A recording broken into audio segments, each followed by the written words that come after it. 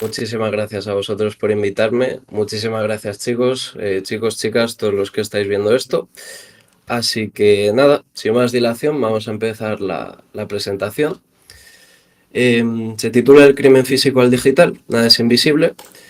Nada, no me voy a extender mucho la presentación, simplemente deciros que como red social tengo LinkedIn, donde podéis seguirme.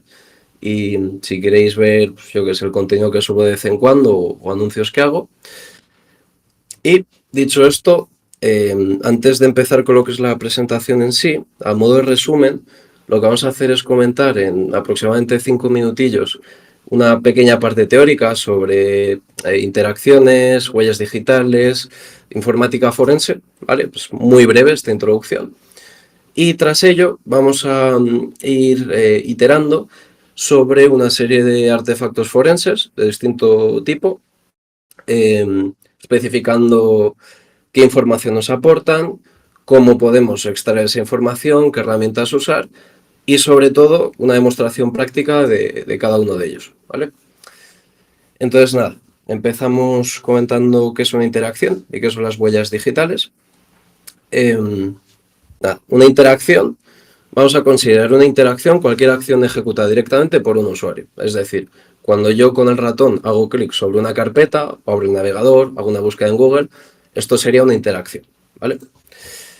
Son acciones conscientes, voluntarias y que relacionan al usuario con el medio informático, en este caso a mí, ¿vale? Yo sería el usuario, el medio informático sería mi portátil. Cuando yo abro una carpeta en mi portátil, esto es una interacción, ¿vale? Hasta aquí no estoy diciendo nada raro, nada extraño, nada nuevo. Por cierto, cualquier dudilla que vaya surgiendo me podéis poner por el chat, que lo tengo aquí, lo voy a ir leyendo. Bien, dicho esto sobre las interacciones, las huellas digitales son las evidencias residuales generadas como resultado de estas interacciones. No son el propósito primario de la acción, ¿vale? Ofrecen una representación abstracta de la actividad del usuario y, por resumir esto, imaginaros, una interacción puede ser que yo abro una carpeta, ¿vale? Como os comentaba antes. La evidencia residual que genera el yo abrir una carpeta es lo que vamos a llamar huella digital. ¿Qué evidencia residual genera esto? Pues, por ejemplo, una selva. Más adelante veremos qué es una selva. El caso es que son pequeñas trazas que no son el propósito primario de la acción, es decir, mi propósito es abrir esa carpeta. Sin embargo, por detrás, Windows, porque esta charla va a estar enfocada en Windows, genera una serie de artefactos que almacena qué carpetas yo he llegado a abrir con mi usuario, ¿vale? Entonces son eso, evidencias residuales que luego posteriormente podemos usar para reconstruir la actividad que ha realizado un usuario en un sistema. Muy bien. Dicho esto, un artefacto forense es un contenedor digital que contiene huellas digitales y que se puede procesar y analizar siguiendo una metodología replicable, veremos varias el día de hoy, para extraer, como os decía, estas huellas digitales y poder reconstruir la actividad de un usuario. Generalizando, al menos según certificaciones y cursos, academias en las que he estudiado, podríamos decir que hay tres tipos principales de artefactos forenses, ¿vale? Por un lado, tendremos los artefactos de usuario, que son los que permiten atribuir una actividad directamente a un usuario del sistema. Hay artefactos de sistema operativo, por ejemplo, eventos de Windows o claves de registro de Windows, que no siempre podemos atribuir a un usuario concreto. Y por último, artefactos de sistema de ficheros, como sería, por ejemplo, la MFT, la Master File Table, que más adelante veremos qué es la MFT y cómo nos puede servir, ¿vale? Pero simplemente quiero que os quedéis con que podríamos generalizar diciendo que hay tres tipos principales de artefactos forenses en un sistema Windows. Bien, dicho esto, ¿qué es la informática forense? La informática forense, a grosso modo, es el conjunto de métodos, tácticas y procedimientos para analizar artefactos forenses, ¿vale? Que son los que contienen las huellas digitales, resultado de las interacciones que comentaba antes. La informática forense sirve para identificar, recolectar, preservar, extraer, interpretar, documentar y presentar evidencias. Deben ser aceptables durante un procedimiento legal, en el caso de periciales informáticas, incluso en caso de respuesta ante incidentes o, digamos, una informática forense más orientado al ámbito privado, Lo ideal sería que también fuesen aceptables durante un procedimiento legal, porque nunca sabes cuándo algo inicialmente corporativo puede derivar en un problema jurídico, ¿vale? Entonces es mejor hacer las cosas bien, preservar la cadena de custodia, etcétera, etcétera, desde un primer momento. Vale, me pregunta 12, ¿estos artefactos están intrínsecamente relacionados con Active Directory mediante el control de dominio y usuarios o existen de manera local en el sistema operativo para usuarios finales? Vale, todo lo que voy a contar en esta charla eh, aplica lo que es el ámbito local del sistema. Es decir, bueno, independientemente de que esté unido a dominio o no, un equipo unido a dominio o no unido a dominio va a tener todos los artefactos que vamos a ver hoy, del navegador, de las shellbacks, o sea, al final es algo a nivel de lo que es el propio sistema operativo. ¿Vale? Es decir, no depende de si estás unido a Active Directory o no, porque van a estar presentes de igual manera. ¿Vale? En algunos de ellos va a haber algunos matices, pero no nos va a afectar a lo que vamos a ver. No sé si con eso resuelvo la duda. Nada, gracias a ti. Vale, con esto ya tenemos esta pequeña parte teórica. Podríamos decir que hay varios tipos, entre comillas, de informática forense, o varias ramas, mejor dicho. Tendremos por un lado la informática forense aplicada a temas judiciales, periciales e informáticas, donde se debe seguir pues, una cadena de custodia más estricta, un lenguaje más jurídico, deben realizarse por un perito informático que esté acreditado. Luego, por otro lado, tendremos el DEFIR, que son las siglas de Digital Forensics Incident Response, que podríamos decir que es un poco la informática forense más aplicada a un ámbito corporativo, tanto para reconstruir la actividad de un incidente, pero también sobre todo para responder ese mismo incidente, ¿vale? Es decir, las técnicas forenses que aplicas en el momento de un ataque, de un ciberataque, para determinar el vector de entrada, contenerlo, mitigarlo, erradicarlo y todas esas fases de la respuesta ante incidentes. Luego tendremos otra rama que quizás es menos conocida, que es el Forensic Readiness, la preparación forense, que hace referencia, pues, en una empresa, tener identificados todas tus fuentes de evidencias, por ejemplo, Azure Portal, AWS, VMware, si aplica, servidores de HCP, firewalls, etcétera, etcétera. Tener identificado cuál es el grupo responsable de cada una de esas tecnologías y tener un pequeño manual sobre cómo extraer evidencias de cada una de esas tecnologías para que el día de mañana, si tienes un incidente que requiere sacar logs de Azure Portal, por ejemplo, tengas en un listado con qué grupo de tu empresa poder contactar para llevar a cabo eso, si tienes permisos para hacerlo tú de forma autónoma o no, y un poco el cómo hacerlo, ¿no? A lo mejor en Azure Portal es más, ¿cómo decirlo?, más sencillo, pero si es una tecnología propia de esa empresa y tiene una forma más específica de extraer los logs que guarda, pues viene bien tenerlo preparado de cara a un incidente, ¿vale? Eso sería la rama del Forensic Readiness. Bien, dicho esto, bueno, una pequeña imagen, un pequeño meme, donde hay como dos puestos, ¿no? Uno de Digital Forensics Tools y otro de How to do Digital Forensic Analysis, ¿vale? Herramientas forenses versus cómo hacer un buen análisis forense. Normalmente la gente suele centrarse mucho en qué herramientas usar o cómo usarlas y no tanto en qué metodología aplicar o qué tipo o cómo enfocar el análisis y qué tipo de, pues eso, de resultados se espera obtener y en base a eso elegir una herramienta. Normalmente la gente se centra más en herramientas, ¿no? Autopsy o herramientas de pago. Realmente vais a ver a lo largo de esta charla y con todo lo que os voy a enseñar que no son necesarias, aunque a veces ayuden, pero no son necesarias herramientas de pago, ¿vale? Simplemente con herramientas open source o herramientas gratuitas vamos a poder realizar prácticamente cualquier tipo de análisis, con la excepción quizás, que no es mi nicho, de análisis forense sobre dispositivos móviles, que también se puede hacer con herramientas open source, pero normalmente ahí sí que hay más limitaciones, ¿vale? Y la gente tira más de software como Magnet Forensics, que es de pago, Cellebrite, etcétera, etcétera. Pero bueno, lo que son sistemas Windows, GNU Linux, en principio, ya os digo, herramientas gratuitas open source se trabaja perfectamente y no hay ningún problema, incluso en casos judiciales también. ¿Vale? Vale, disculpad. Vamos a empezar viendo artefactos de usuario, ¿vale? Concretamente, actividad de navegación web, es decir, historiales de navegación. No os voy a contar nada nuevo si os digo que en el historial de navegación de cualquier navegador, por ejemplo Google Chrome, si lo interpretamos, podemos ver qué páginas ha visitado un usuario y en qué momento las ha visitado, ¿vale? No obstante, más allá de lo que es la URL y la fecha en la que ha visitado esa página, también es muy interesante el título de la pestaña que ha visitado. ¿Por qué hago este apunte? En muchos casos que me ha tocado trabajar, cuando tú accedes a Gmail, ¿vale? Pasa con otros proveedores de correo también, pero cuando tú accedes a Gmail, por poner un ejemplo que conocemos todos, en el título de la pestaña, nada más entrar, se muestra tu correo electrónico con el que has iniciado sesión y con el que has accedido a Gmail. Entonces, en algunos casos que me ha tocado demostrar, por ejemplo, que se hacía un uso de cuentas de Gmail personales en equipos corporativos o de exfiltración de información, tener esto en cuenta es muy útil, ¿vale? El título de la pestaña, más allá de la URL y la fecha en la que se ha visitado una página. Además, otra cosa interesante a tener en cuenta es que algo que se registra en los historiales de navegación es cuando se abre un fichero PDF, por ejemplo. Y no solo ficheros PDF, ahora os voy a enseñar un ejemplo en mi equipo donde también se muestra un fichero .iso, ¿vale? Un disco virtual.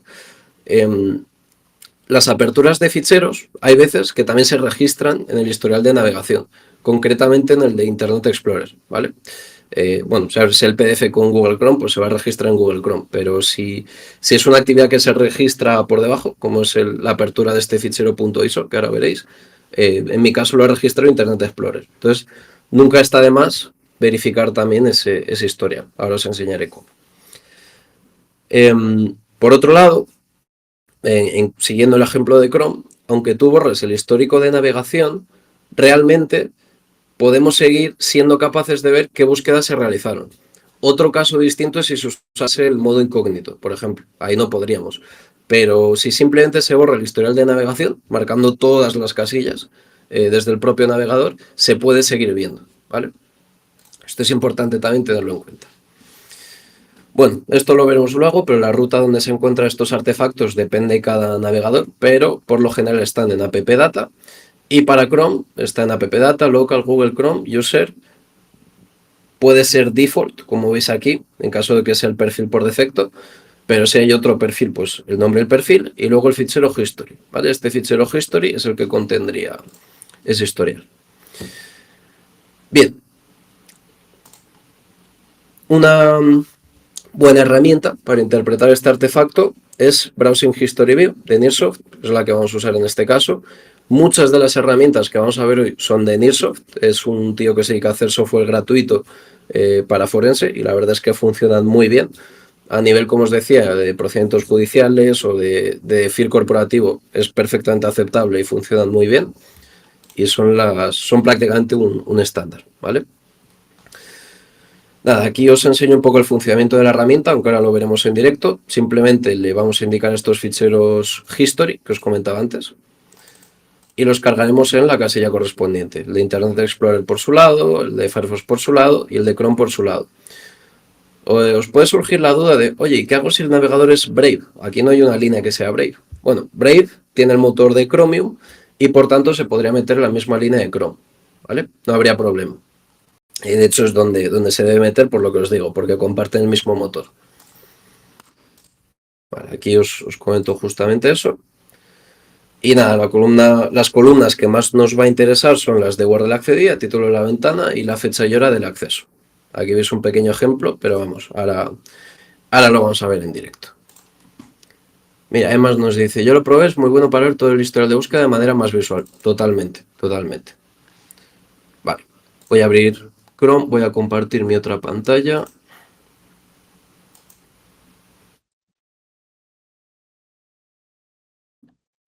Bien, creo que la veis correctamente. Vale, voy a hacer unas cuantas búsquedas, las que me recomienda Google. Museo Sorolla, por ejemplo. Vamos a hacer otra. Venga, Netflix estrenos y otra más. Guía Silent Hill, por ejemplo. Vale, ya tengo algo de navegación en mi Chrome.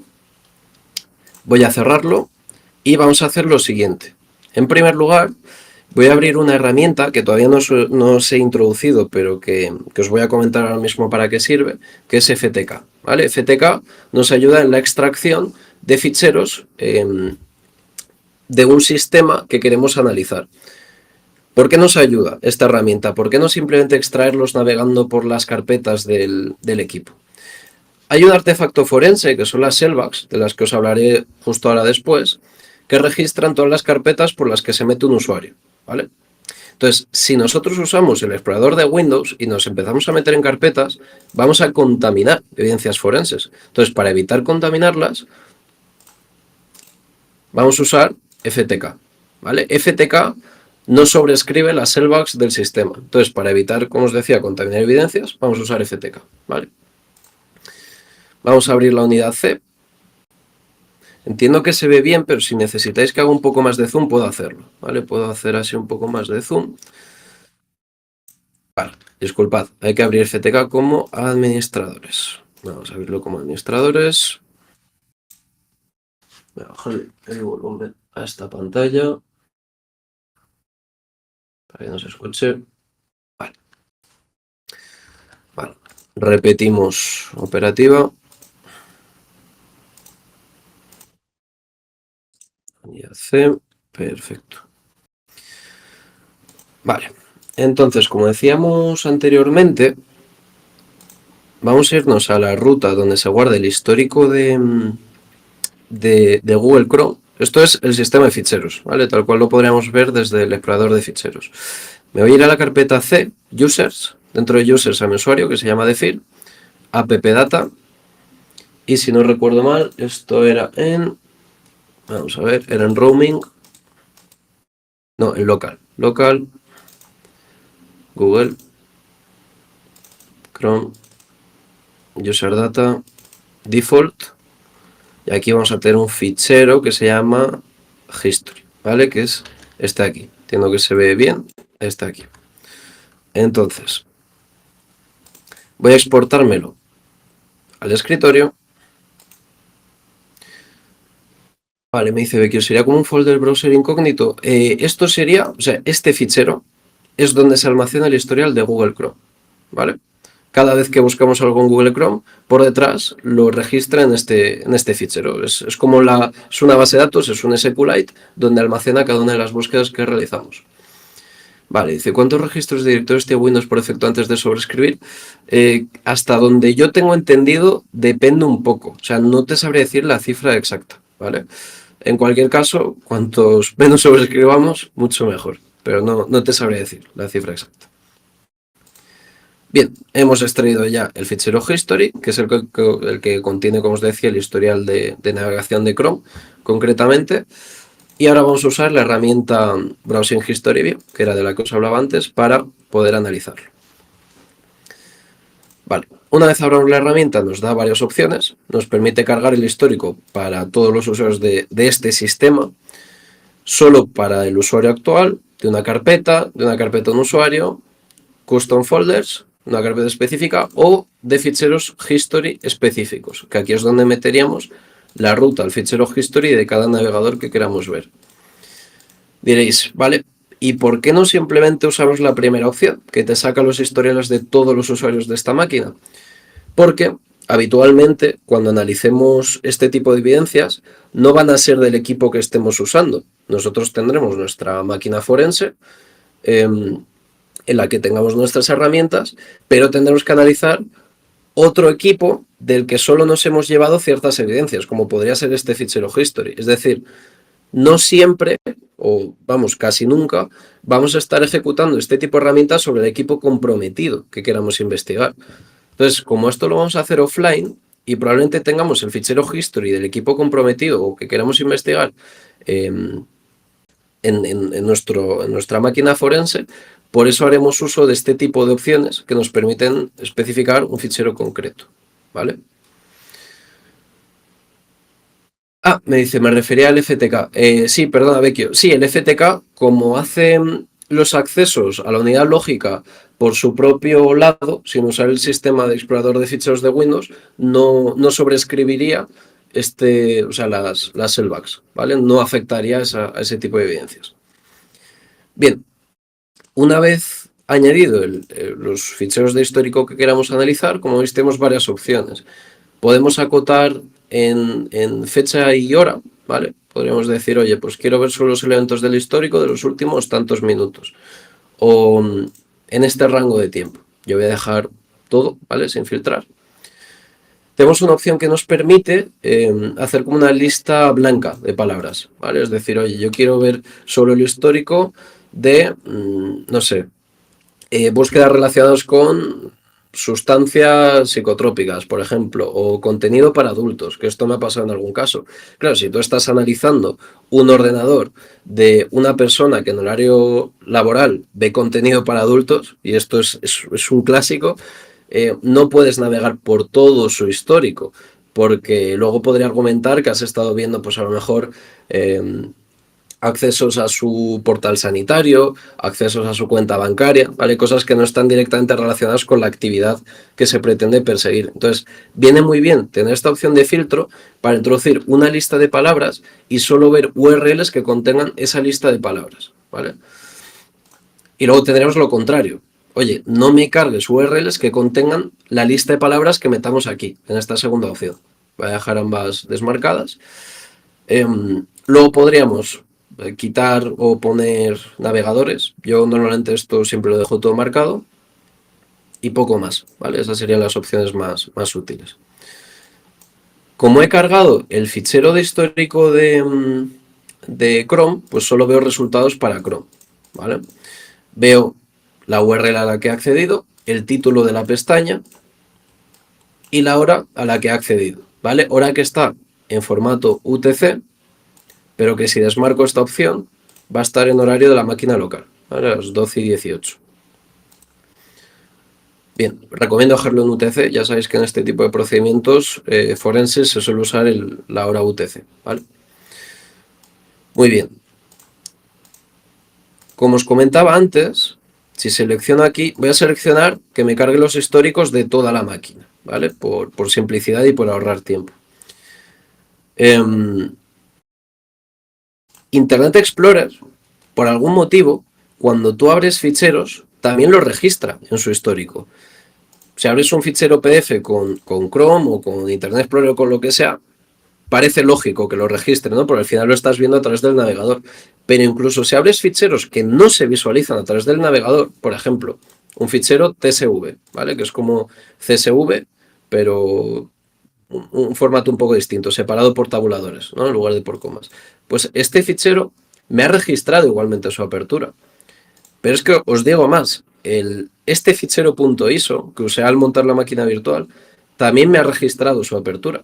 O sea, lo abrí ayer a las 8:50 pm.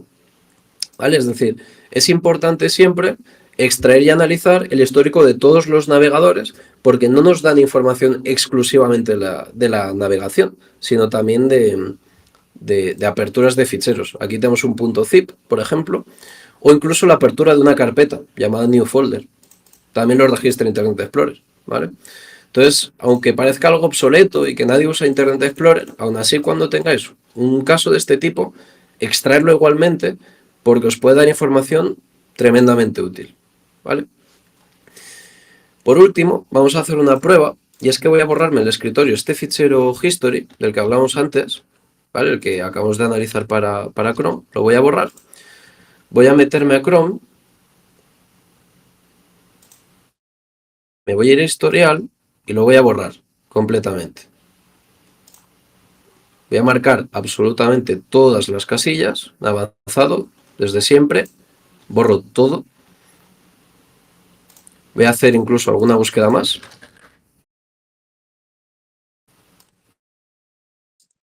Me voy a FTK nuevamente y extraigo de nuevo el fichero de histórico. Como veis, sigue pesando lo mismo, incluso más que antes. Lo exporto al escritorio. Vuelvo a abrir la herramienta que le he cerrado. Y vuelvo a cargar el mismo fichero.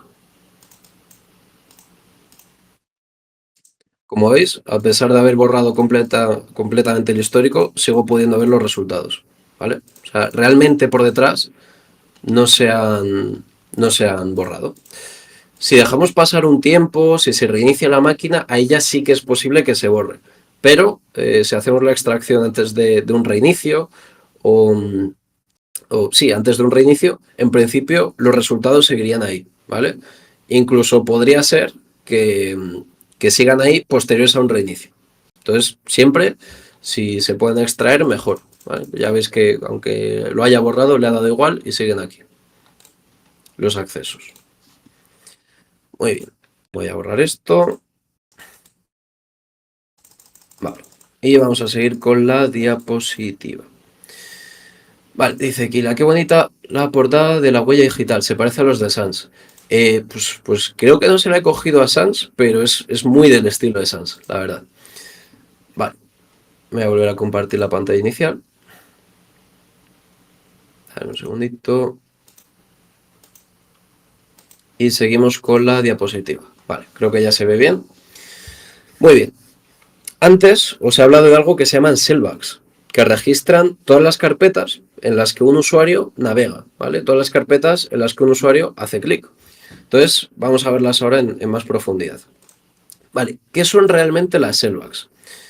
Cuando abrimos el explorador de Windows, este explorador por detrás guarda una serie de preferencias, ¿vale?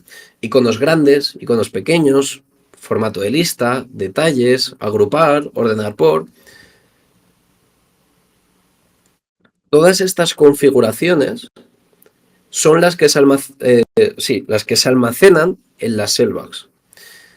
Lógicamente, esto pues parece un propósito totalmente lícito, ¿no? Es decir, esto lo hace Windows para recordar, oye, en esta carpeta voy a ordenarte todos los ficheros en formato de lista. Oye, en esta otra te voy a poner los iconos grandes. No obstante, estas mismas sellbacks registran, como os decía también, a qué hora se accedió o se hizo qué acceso a cada carpeta del sistema. Por tanto, interpretando este artefacto, podríamos ver por qué carpetas navegó un usuario y a qué hora navegó por ellas. ¿Vale? Vale. Buenas noches, chicos, a los que vais llegando. Nada, como os decía, mediante su tratamiento resulta posible trazar los accesos a carpetas que ha realizado un usuario y a qué hora los realizó. Las sellbacks se almacenan principalmente en dos ficheros, el ntuser.dat y el userclass.dat, ¿vale? Ahora veremos en qué ruta está cada uno. Y, a modo de curiosidad, un breve paréntesis, es que viendo la fecha de creación del fichero ntuser.dat, podemos determinar la primera vez que inició sesión en un equipo. No la fecha en la que se creó el usuario, sino la primera fecha en la que se inicia sesión en un equipo. Por ejemplo, imaginaos en un incidente que un atacante crea en el directorio activo un usuario llamado PP84, ¿vale? Si utiliza ese usuario para iniciar sesión en un DC, a nivel de artefactos forenses, el fichero ntuser.dat asociado a este usuario PP87 va a tener como fecha de creación la primera vez que se accedió con ese usuario al DC. No sé si me he explicado. Nada, es simplemente una curiosidad, ¿vale? La fecha de creación de este fichero indica el primer inicio de sesión del usuario al que corresponde en ese mismo equipo. Vale. Dice Tito, ¿hay un archivo oculto de esto.ini en cada carpeta? ¿Será ese la sellback? En principio no, o sea, las sellbacks estarían en el ntuser.dat y en el userclass.dat, que ahora veremos. Vale, ¿para qué son útiles las sellbacks? Imaginaros, y esto me ha pasado, que hay un empleado de una empresa que está resentido con la empresa, está muy enfadado con su jefe y se va a ir a otra empresa. Y se le ocurre la brillante idea de decir, oye, de esta carpeta que tengo en el escritorio llamada información confidencial, voy a pinchar un pendrive y me la voy a llevar, me la voy a copiar al pendrive y me voy a llevar el pendrive conmigo a la nueva empresa para hacer uso de esta información que yo tengo en mi empresa actual. Y esto pasa mucho. Vale.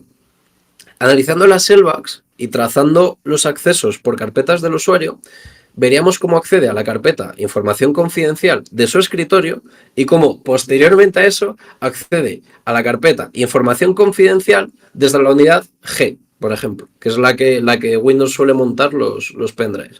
Entonces, claro, si ves que accede a una carpeta del escritorio y luego accede a esa misma carpeta, pero en un pendrive, en una unidad G o con la letra que tenga, pues eso ya, hilándolo con más artefactos en un informe, te lleva a la conclusión de que ha exfiltrado esa información a un pendrive, a un medio de almacenamiento externo, ¿vale? Y de Carlos, nota mental, copiar desde una ventana de CMD, por ejemplo. Luego, eso podría dejar otro tipo de artefactos, ¿vale? Pero al menos por la parte de las Selvax, en principio no tendrías problema. Vale, disculpad. Muy bien.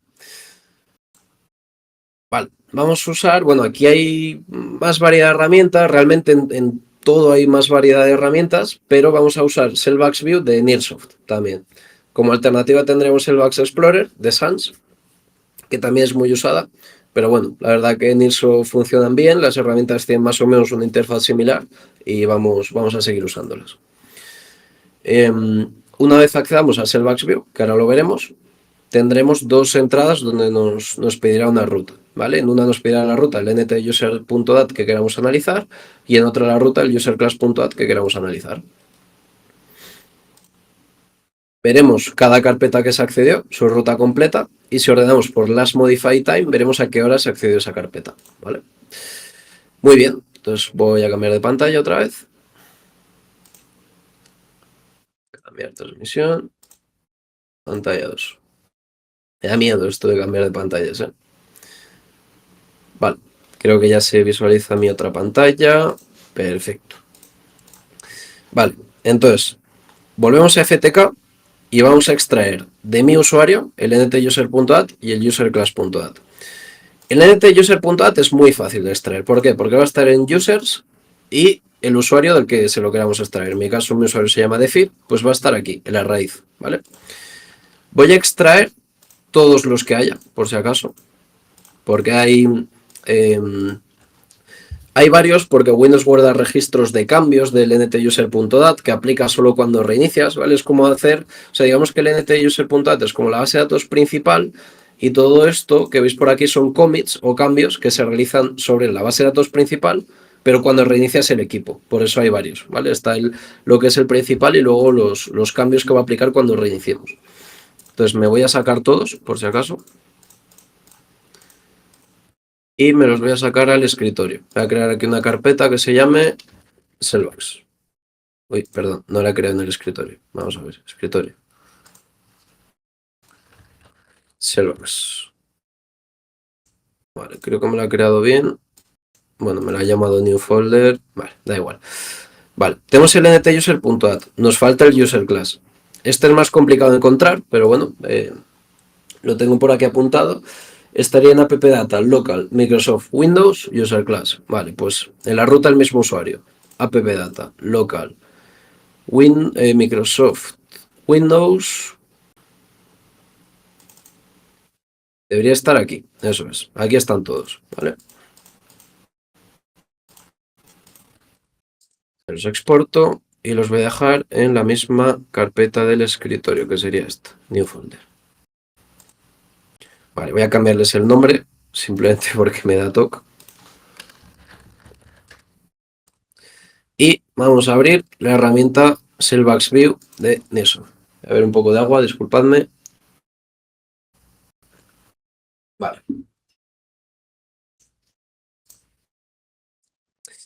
Vale. Me voy a Advanced Options, opciones avanzadas, y aquí, igual que pasaba antes, tenemos varias opciones. Una es, oye, sácame las Selvax del sistema y del usuario actual. Podríamos usarla, pero como os digo, normalmente esta herramienta no la vamos a estar ejecutando en el equipo que queremos analizar, sino en nuestra máquina forense. Entonces vamos a tener que cargarle los artefactos que hemos extraído del equipo que queremos analizar, se los vamos a tener que cargar manualmente, ¿vale? Con, en este caso, esta opción de External Registry Files. Bien, la ruta de mi ntuser.dat pues es en la carpeta Selvax de mi escritorio, ntuser.dat, vamos, la que había ya puesta, y del userclass.dat, más de lo mismo. Si tenéis esto marcado por defecto en Windows Vista 7 y 8, cuando importéis las Shellbacks, vais a ver caracteres raros, ¿vale? Como ha pasado aquí. Vais a ver caracteres raros, asiáticos. Entonces, si os pasa esto, tenéis que poner Windows 8.1 and later, ¿vale? Estamos en Windows 10, entonces en este caso, esta es la opción que nos sirve. Para ordenar por una columna, al igual que antes, hacemos clic en ella, ¿vale? Voy a poner los registros más nuevos arriba del todo. Y en todas las herramientas de Nearsoft, y esto lo comento para que lo tengáis en cuenta, en Options, si queréis ver el tiempo en UTC, lo vais a tener que marcar aquí. Bueno, UTC es lo mismo que GMT, ¿vale?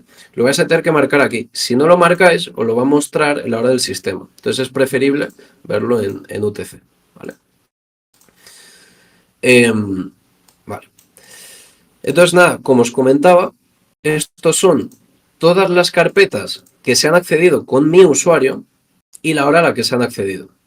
Por ejemplo, a la carpeta herramientas accedí el 27 de septiembre, es decir, ayer, a las 20:35. Bueno, ayer, en vuestro caso, es hoy todavía. Y nada, o sea, no tiene más misterio. Estas son las carpetas por las que ha ido saltando el usuario, las carpetas que he ido viendo de forma gráfica en el explorador de Windows, ¿vale? Si hubiese conectado alguna unidad externa, también se vería aquí reflejada, con otra letra que no se hace, ¿vale? Una G o lo que aplique. En este caso creo que no tengo ninguna así que no sea la unidad C. Pero bueno.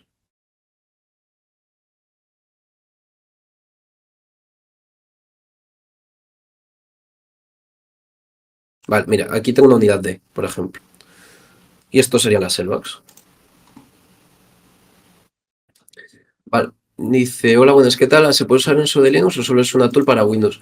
Hasta donde yo sé, o sea, lo que es la herramienta se puede usar en Windows.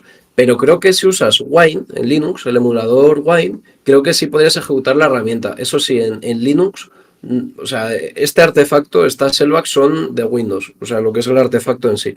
En Linux, hasta donde yo sé, no se almacenan este tipo de artefactos. Pero si te refieres a la herramienta, sí, en principio con Wine deberías poder ejecutarlo. Vale, dice Miguel, yo no puedo escuchar nada. O sea, entiendo que los demás sí me escucháis. Vale, me escucháis todos, ¿no? Qué susto. Esta semana no quiero más sustos, ¿eh?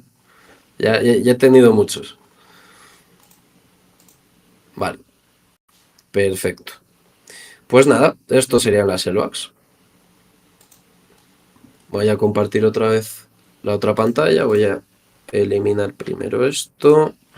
Perfecto. Volvemos a la diapositiva.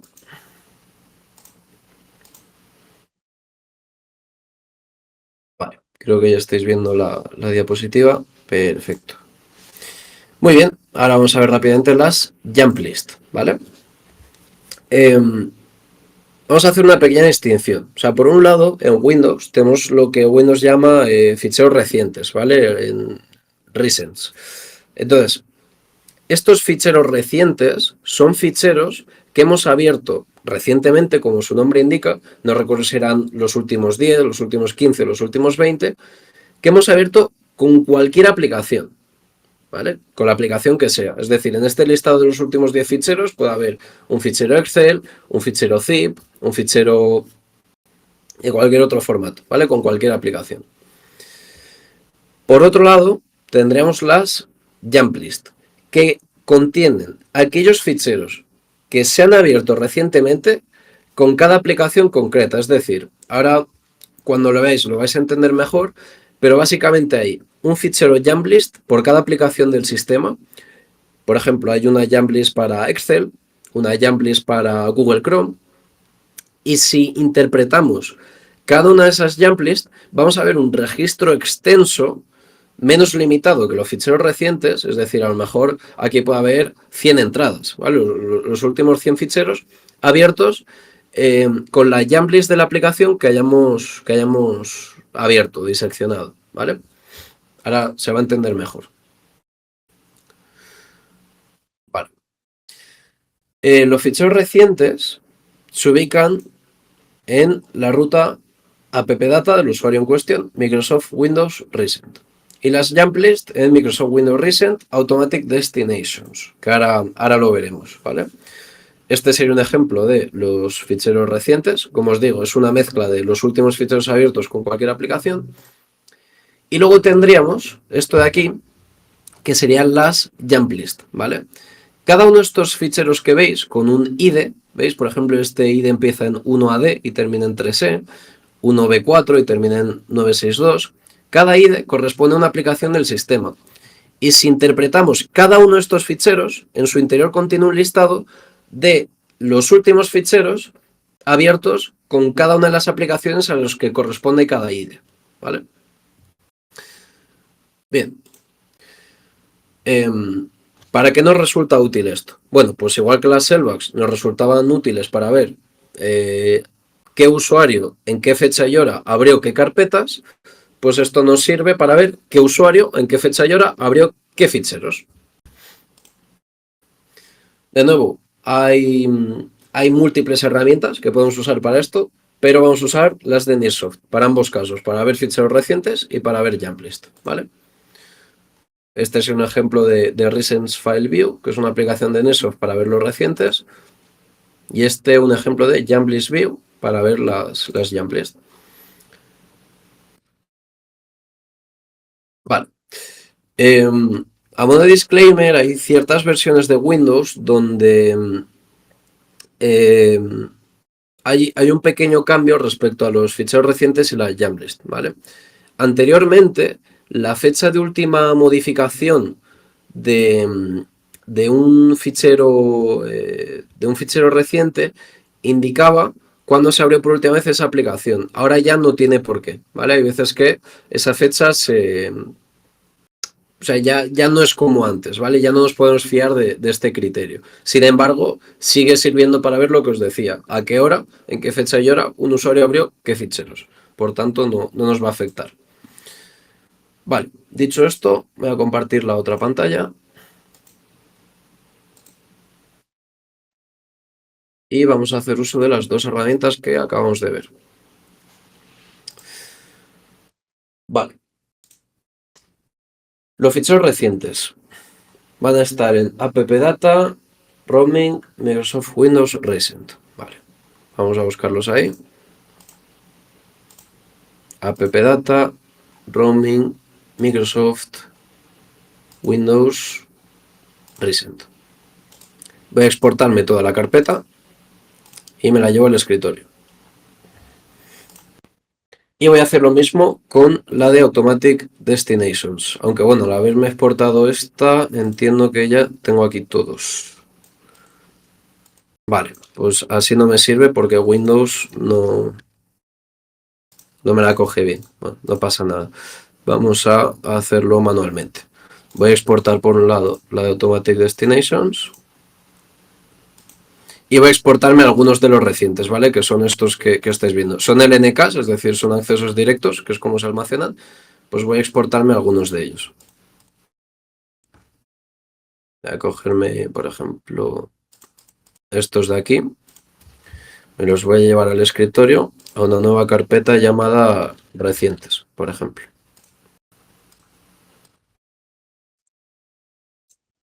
Perfecto. Tengo recientes y tengo las jump list. Y esto no me deja eliminarlo. Bueno, vale, ahora. Entonces, voy a abrir la herramienta Recent File View. De nuevo, al igual que todas las herramientas de Nearsoft, nos vamos a ir a Options, opciones avanzadas. Vamos a cargar los ficheros recientes desde un external source y la carpeta sería la que he creado antes en el escritorio. Creo que se llamaba recientes, todo en minúscula, ¿puede ser? Sí, recientes. Y aparte, si queremos enriquecerlo con más información, nos pediría también el ntuser.at, ¿vale? Yo recomiendo metérselo. Entonces, vamos a irnos aquí, lo extraemos en un momentito otra vez. Me lo exporto al escritorio también. Y se lo añadimos. Vale, esto es en desktop.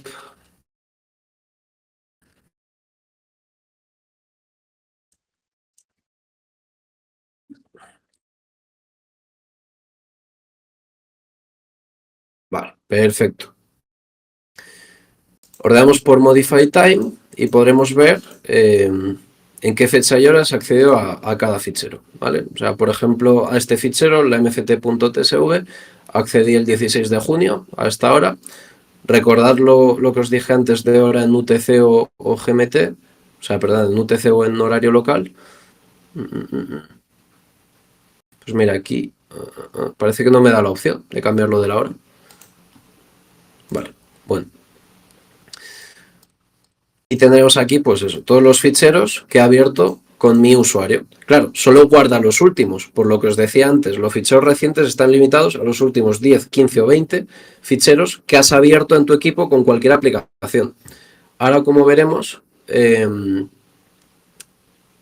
analizando las jump podremos ver muchos más, ¿vale? Bien, dice, che, ahora estoy reunido con el jefe, a mí ni me saludó, no quiero extraer, vale. Ok. Vale, pues nada, esto sería la herramienta de ficheros recientes. Vamos a pasar ahora a la de jump list, que es mucho más interesante, ¿vale? La de ficheros recientes normalmente no se suele utilizar tanto. Entonces vamos a abrir la otra herramienta, que esta sí que nos interesa, porque como os decía, podremos ver ficheros abiertos con cada aplicación de forma quirúrgica y además con más, ¿cómo decirlo?, con más histórico, ¿vale? No almacena únicamente los 10 últimos o los 15 o 20 últimos, almacena muchos más. Entonces vamos a cargar la carpeta de Automatic Destination, que es la que contiene las jump lists que comentamos anteriormente. Le damos a OK y ordenamos por Modify Time, ¿vale? Fecha de última modificación. Podemos ver tanto ficheros como carpetas, que no os lo he comentado, pero bueno, para carpetas ya teníamos las Cellbox, aunque esto es igualmente útil, pero sobre todo lo que nos interesa de aquí es ver ficheros, ¿vale? Lo que son ficheros como tal. Fijaros aquí, a diferencia de con los ficheros recientes, la cantidad de ficheros de los que me almacena la fecha de última apertura, que sería la del Modify Time, ¿vale? Hay muchísimos. O sea, antes teníamos 10 o como máximo había 10 y aquí tenemos prácticamente, desde que creé la máquina virtual, todos los que he ido abriendo, ¿vale? Todos estos. Entonces, de nuevo, ¿para qué nos serviría todo lo que hemos visto hasta ahora? El historial para ver qué búsquedas se realizaron y en qué momento, ¿vale? Esto lo podemos añadir a nuestro timeline. Las Cellbox para ver a qué carpetas accedieron y en qué momento. Y las jump list servirían para ver a qué ficheros accedieron y en qué momento, ¿vale? Dicen, ¿no permite ver el contenido de los zip rar? O sí, no permite ver el contenido. Esto simplemente permite ver qué fichero se abrió y cuándo se abrió, ¿vale? Aunque parezca contraintuitivo, la fecha que buscamos es la del Modify Time, no es la del Access Time, ¿vale? Buscamos la fecha de última modificación. La de acceso no es fiable, ¿vale? Pero la que nos indica el último acceso o la última apertura es la del Modify Time. Vale, disculpadme que beba agua, que tengo la voz un poco mal. Vale, dice, está bueno que la derecha te indica la aplicación que lo abrió. ¿Cómo haces para identificar cuál es cada aplicación? Bien, ¿os acordáis que comenté en el caso de las jump list que... A ver si me voy al escritorio. En el caso de las jump list, cada fichero jump list tiene un ID al principio. Es este ID el que identifica la aplicación. Por ejemplo, hay una columna que es esta, el Application ID, que es el ID que os mostraba antes, que es lo que relaciona esto con una aplicación del sistema, ¿vale? Mira, voy a ordenar por Application ID. Por ejemplo, este que empieza por 46 y termina en D2 es el ID de WinRAR. Hay un GitHub, hay un listado en GitHub donde viene cada ID de estos y la aplicación a la que corresponde. Es este listado el que usa esta herramienta por detrás para hacer los macheos, ¿vale? No te preocupes, Tito. Venga, un saludo. Nada, lo que os decía. Entonces, es así como hace la relación de la aplicación, ¿vale? No sé si con esto contesto la duda, Emma. Vale, guay. Entonces, nada, estas serían las jump lists. Como veis con esto, lo hilo con lo que os comentaba al principio de interacción, huella digital. Cuando yo abro un fichero zip, interactúo con mi portátil para abrir ese fichero zip, el propósito principal de mi acción, de mi interacción, es abrir el fichero zip. No obstante, de forma involuntaria, por detrás, se generan una serie de rastros de huellas digitales, que era lo que os contaba, como puede ser las jump list, que registran, sin yo saberlo como usuario, en qué fecha y hora abrí un fichero concreto, ¿vale? Por eso os hice esa breve introducción del principio. Esto serían las huellas digitales, ¿no? Las que nos permiten reconstruir la actividad de un usuario. Cómo navegó por internet, qué buscó, qué ficheros abrió, qué carpetas vio. Todo esto es muy importante en cualquier caso. Vale. Voy a volver a la diapositiva. Las jump lists almacenan las direcciones incluso en que caso de que el archivo sea borrado. Buena pregunta. Ahora mismo no sabría contestarte, pero vamos a hacer una prueba muy rápida. Vamos a abrir las jump list. Voy a decirles que las cargue directamente del sistema y, por ejemplo, voy a borrar este fichero. Downloads. Vale, es este fichero aquí. Voy a borrarlo. Voy a volver a abrir la herramienta. De momento lo he enviado a la papelera, ahora pruebo borrándolo por completo. Vale, si lo envío a la papelera parece que sigue ahí. Vacío la papelera. Bueno, espérate, porque tengo la papelera llena y a lo mejor tarda media hora en borrarla. Vamos a esperar. Si aprovecho y bebo agua.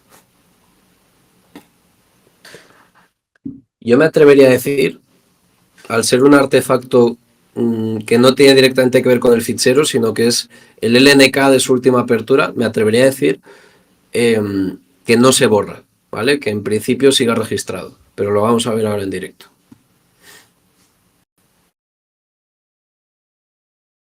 Ya está borrado. Y sigue aquí, ¿vale? O sea, la evidencia seguiría. Otra cosa sería si se borrase la aplicación, pero tampoco tengo claro que aun borrando lo que es la aplicación, se borrase esta entrada, ¿vale? Bien, dicho esto, ahora sí, paso la diapositiva.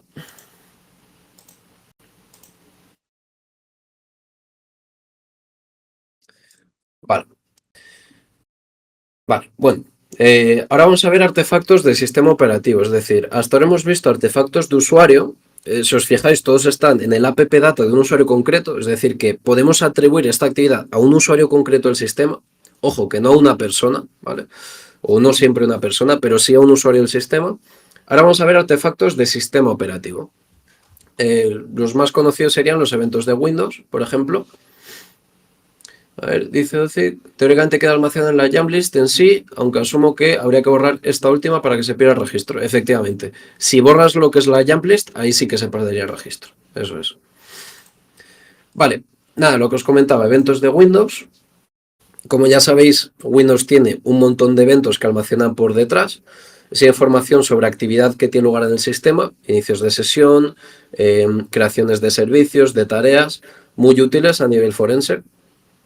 Y cada tipo de evento está identificado por un ID único, ¿vale? Un numerito. Por ejemplo, los eventos que nos dicen cuándo se inicia una sesión con un usuario en un sistema tienen el ID 4624, si es satisfactorio. Si ese inicio de sesión es incorrecto, si es fallido, se va a registrar con un 4625. Pero también tenemos IDs de eventos relativos a Kerberos que también pueden indicar inicios de sesión, que eran los 4, 7 y dos números más. Esto no me lo sé de memoria. O bueno, muchos más tipos de eventos, ¿vale? Pero los más conocidos serían esos dos. Por ejemplo, el 4624, que es un inicio satisfactorio, y el 4625, que es un inicio fallido. Hay 4 categorías principales de eventos: de aplicación, de seguridad, de setup y de system. Por ejemplo, los que os decía inicios de sesión son de seguridad, estarían en security, ¿vale? De hecho, de todos, los más valiosos van a ser security y system.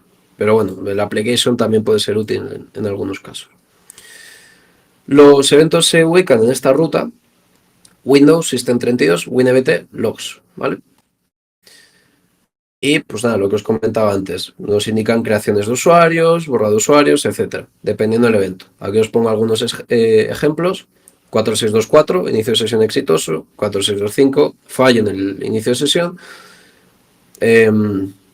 4688, creación de un proceso. 4697, creación de un servicio.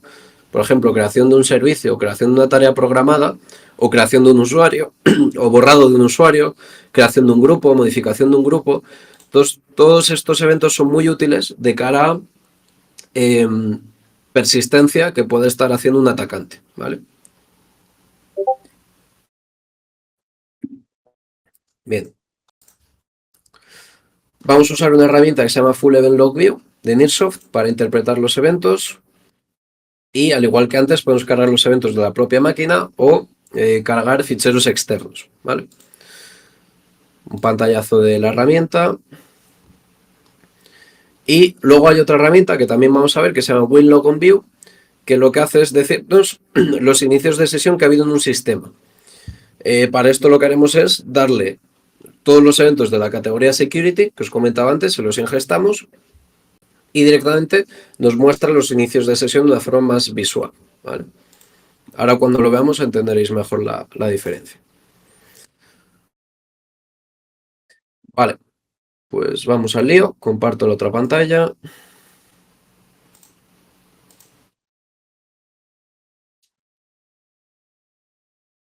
Y abro la primera herramienta, la de Full Event Log View. Antes de nada, vamos a extraer los eventos, lógicamente, con FTK. Voy a abrirlo como administrador.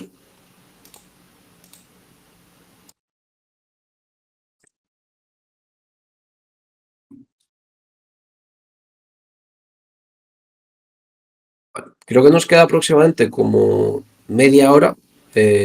No sé si esto está bien o hay alguna otra charla programada antes. Si no me ajusto al tiempo, no hay problema. Lo que me digáis. Vale. Voy a volver a añadir esto. En FTK, la unidad C.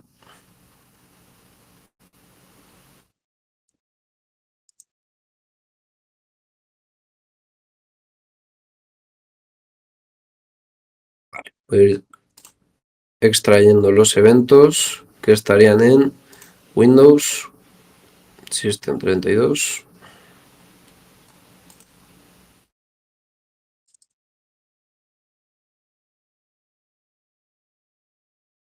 Vamos a buscar la carpeta WinEVT, que era la que os decía antes. WinEVT.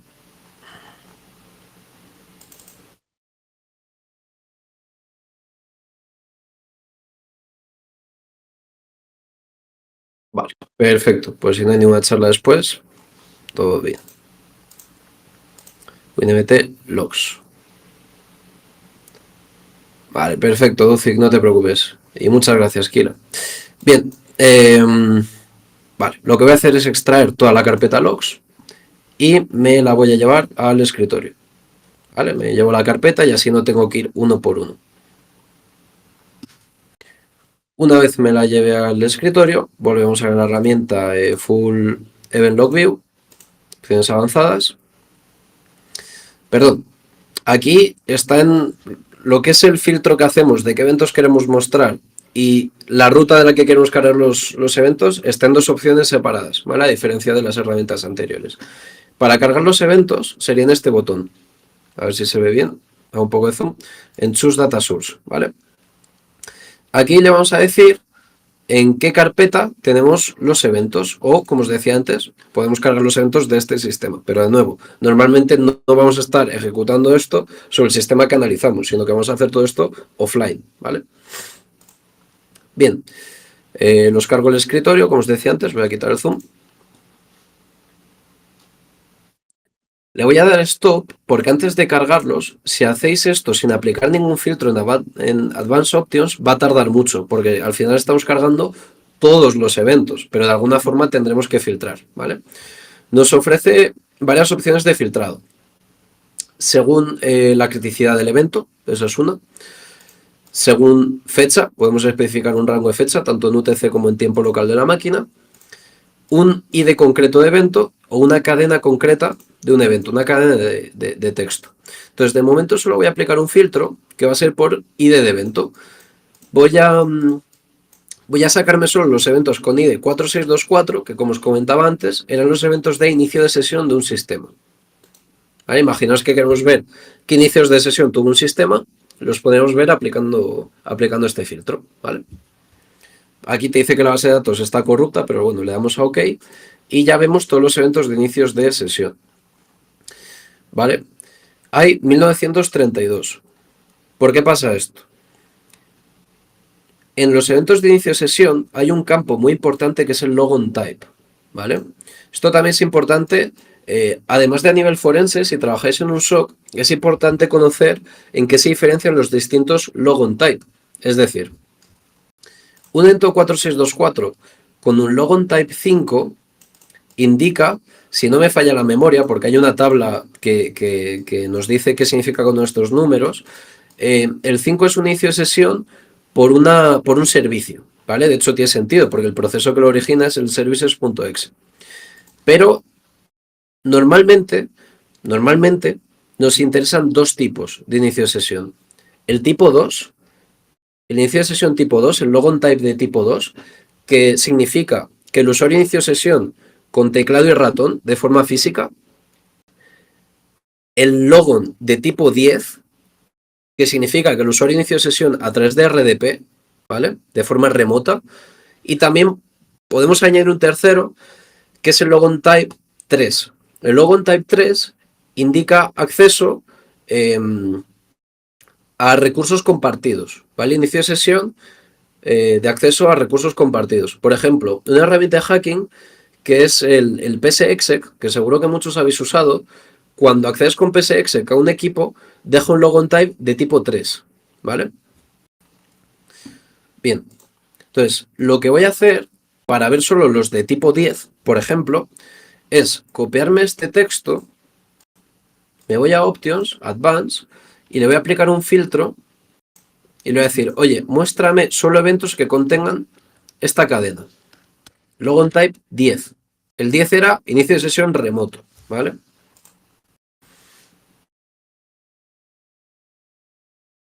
Vamos a esperar. Y esto ya me cuadra más, hay menos, ¿vale? Normalmente los que son de tipo 5, de tipo 7, de tipos así más raros, simplemente meten ruido. Nos interesan de tipo 2 y de tipo 10 principalmente. Entonces, los de tipo 10 además, que son estos que veis aquí, nos indica la IP de origen que se ha conectado remotamente a este equipo. Os explico. Ahora mismo estoy en una máquina virtual, ¿vale? Mi portátil de casa, en mi propio VLAN, tiene esta IP, la 10.10.10.10. Entonces, cuando yo me conectaba por RDP a esta máquina forense, se registraba un evento de tipo 10 con ID 4624. Y por eso veis aquí esta IP, ¿vale? Este es mi portátil de casa. Y nada, como os decía antes, pues este campo indica la IP de origen, desde la que se hizo la conexión de tipo 10. Entonces, nada, ¿por qué os explicaba esto? Pues simplemente para que sepáis que podéis filtrar los eventos, ¿vale? Por ID de evento y por texto que contiene el evento.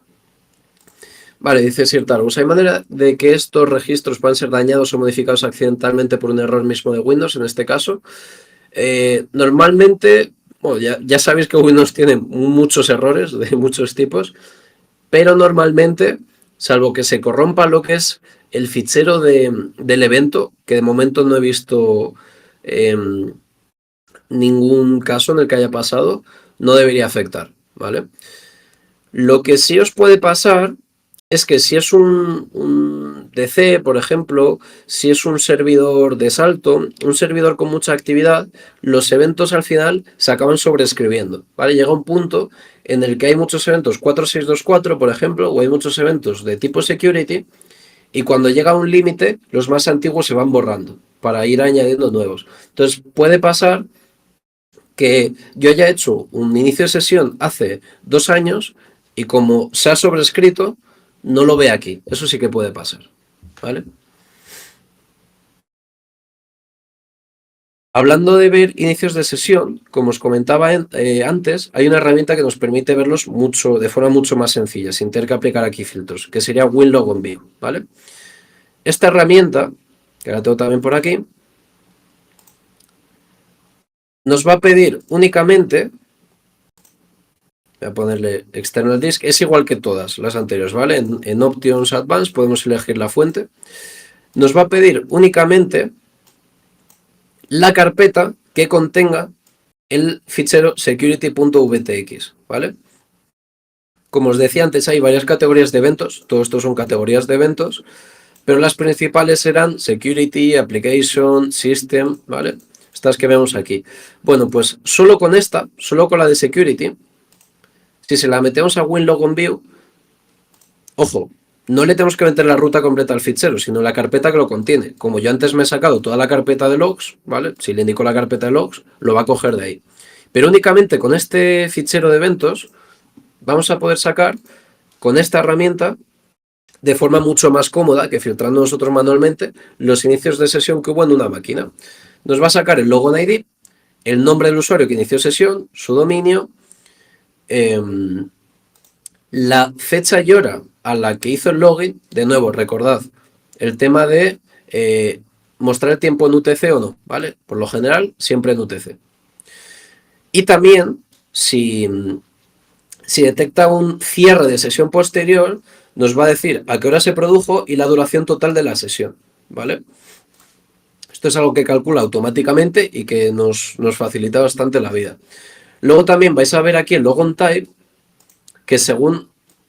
Uy, me ha desaparecido la columna. Qué bien. Qué maravilla. A ver. Me ha desaparecido en la cara, es increíble. Vale. Nada, la volvemos a marcar, no sé por qué se ha quitado. Como os decía antes, esta herramienta también interpreta el logon type y te dice si es de tipo 2 que es interactivo, es decir, que se hizo físicamente sobre la máquina, y si es de tipo 10 te dice que es de tipo remoto interactivo a través de RDP, básicamente. El de tipo 7, unlock, es un desbloqueo, es decir, cuando tú ya tienes la sesión iniciada y desbloqueas el equipo, y poco más, ¿vale? Estos son los inicios de sesión que ha habido en mi equipo. También te dice la IP, en el caso de los remotos interactivos te dice desde qué IP se hicieron. Y pues como veis es una forma más cómoda de ver inicios de sesión en un sistema rápidamente sin tener que aplicar demasiados filtros, ¿vale? Muy bien, volvemos a la otra pantalla. Cualquier duda que tengáis ya sabéis que la podéis poner por el chat, las voy contestando. Vale, ahora vamos a ver rápidamente registro de Windows, ¿vale? Registro Windows, como muchos ya sabréis, es una gran base de datos que contiene información de apoyo o configuraciones del sistema. Lo podemos explorar usando la aplicación propia de Windows, que es el Registry Editor, el famoso regedit.exe. Y se divide en hives, ¿vale? Hives de usuario, root, etcétera. Ahora los explicaremos.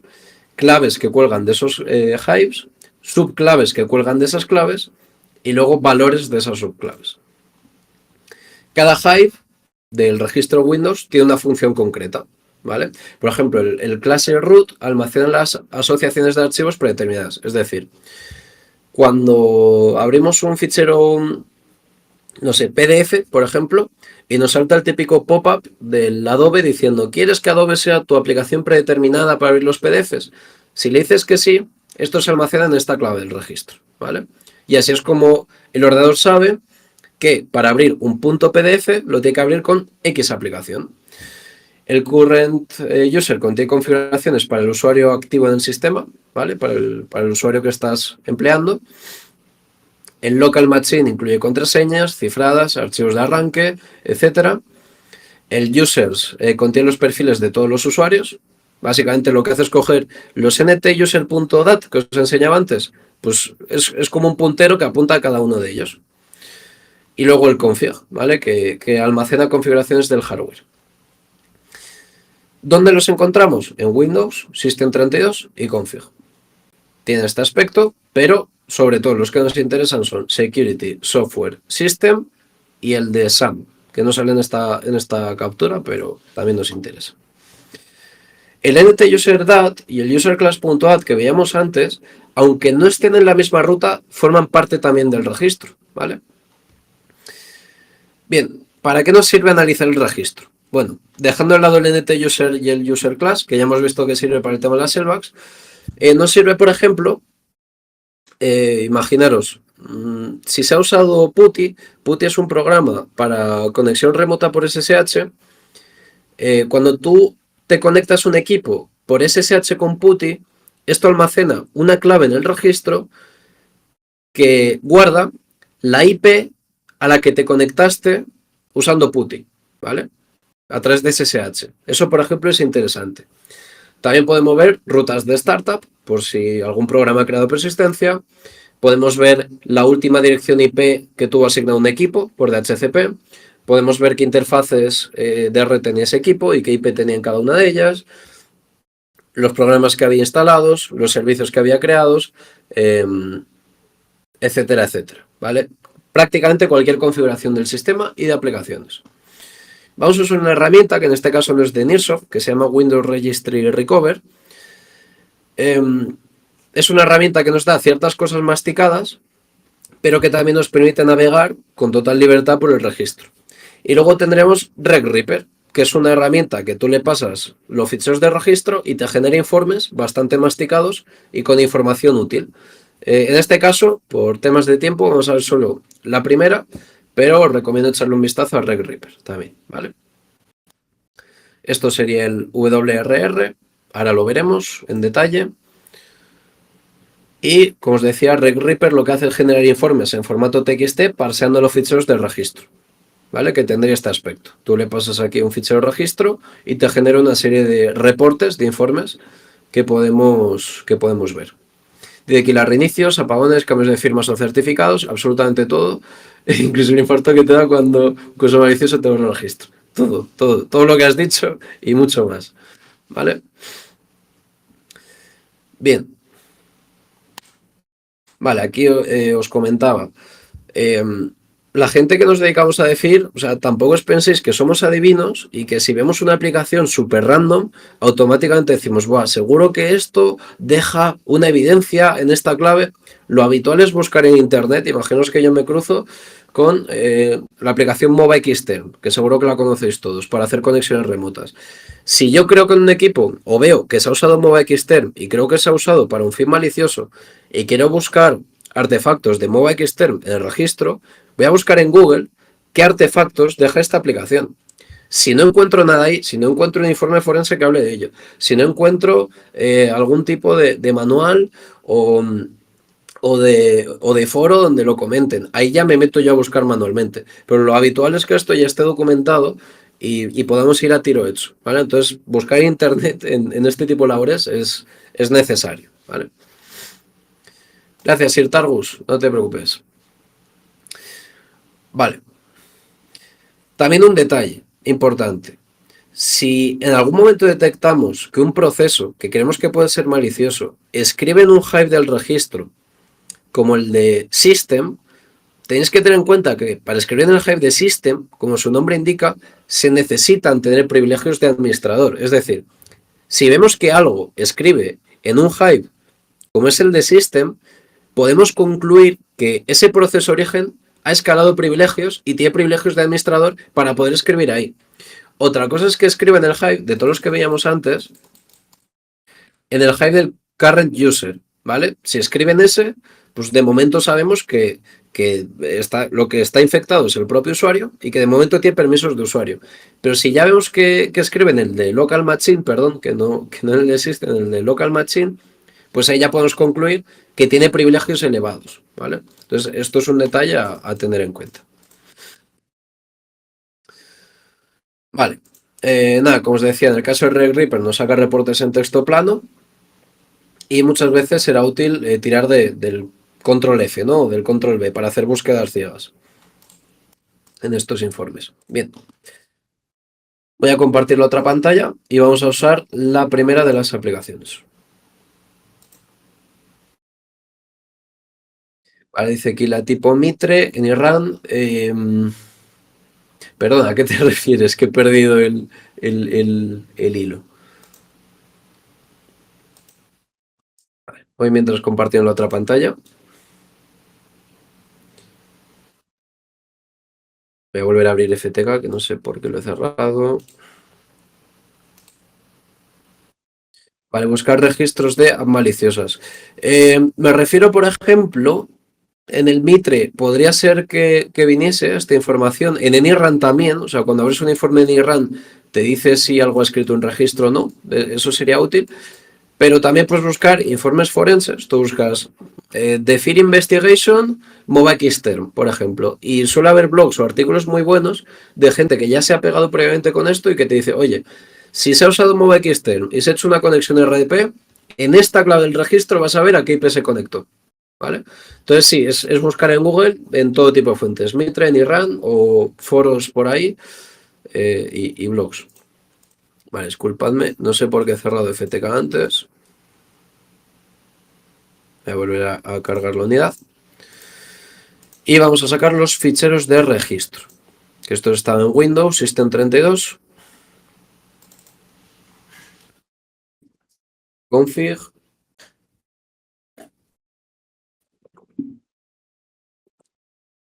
Vale, config. Vamos a esperar un poco. Vale. Y los tenemos aquí. Los ficheros del registro. De nuevo, como pasa antes, tenemos el fichero principal, o sea, lo que sería la base de datos principal, por ejemplo, System o Security o Software, que como veis son los que más tamaño tienen, y luego tendríamos los log, ¿vale? Que es el registro de cambios que se va a aplicar a la base de datos principal el momento que reiniciemos el equipo, ¿vale? Entonces vamos a extraer toda la carpeta config al escritorio.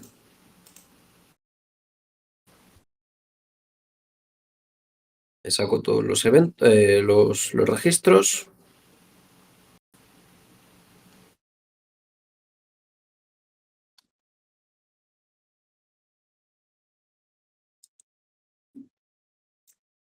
Y ya los tenemos por aquí, ¿vale?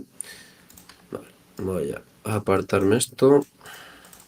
Vamos a usar la aplicación que os decía antes, Windows Registry Recover. Y voy a abrir los que más nos interesan, que son System, Software, Security y SAM.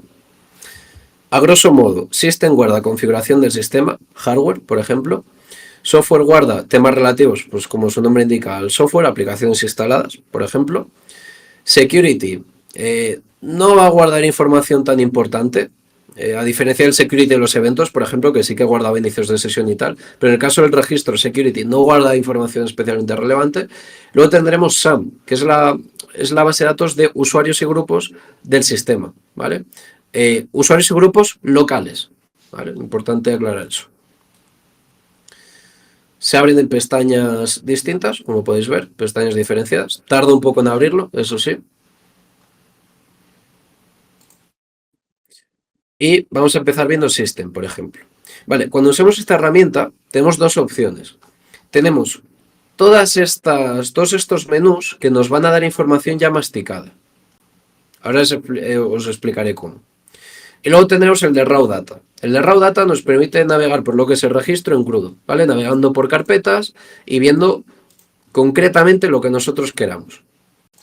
Ahora bien, podemos usar estos menús que nos van a dar la información ya masticada. Entonces, si yo estoy en el de System, como os he comentado antes, me va a dar información relativa al hardware. Si yo abro la pestaña Hardware, habiendo hecho clic aquí en System, ¿vale? Si yo abro la pestaña Hardware, selecciono aquí Current, marco Device Map y le doy a Refresh, tarda un poco. Me va a escanear, como veis, todos los dispositivos que encuentra en este registro y me los va a mostrar. Vamos a esperar un poco, creo que había unos 100. Cuando esto llegue a 100 debería ya mostrarlos. Esperamos un poco.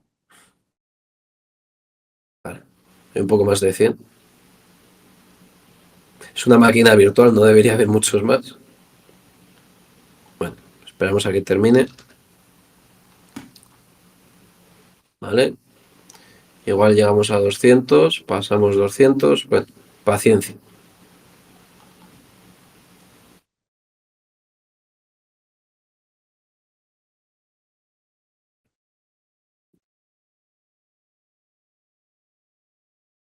Vale. Como os decía, en System guarda, entre otras cosas, información del hardware. Si yo pincho en la pestaña hardware, me va a dar información ya masticada, ¿vale? Información que saca de aquí, de raw data, pero que no voy a tener yo que ir mirando aquí carpeta por carpeta, sino que me la da ya.